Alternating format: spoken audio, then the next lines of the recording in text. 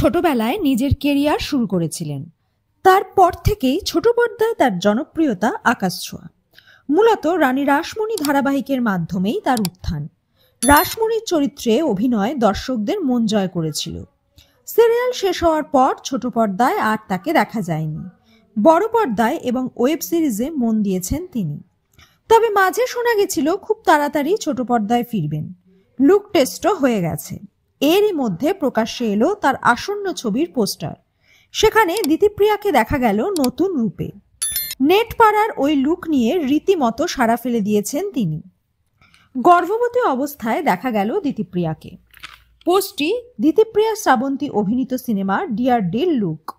তবে দিতিপ্রিয়ার মুখ দেখে মনে হচ্ছে তিনি একেবারেই খুশি নন। ব্যাকগ্রাউন্ডে লগ্নজিতার গলায় চলছে তবুও করেছো ক্ষমা। সম্প্রতি এসকে মুভিজ ঘোষণা করেছে এসকে মুভিজের পক্ষ থেকে 18টি সিনেমা মুক্তি পাচ্ছে।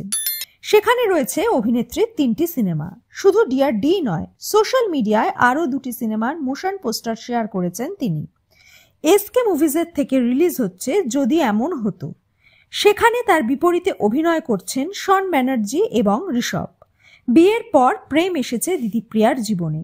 এরপর কি করবেন তিনি, কিভাবে সামলাবেন স্বামী এবং সংসার, সেই নিয়েই গল্প। এসকে মুভিজ প্রযোজিত অন্নপূর্ণা।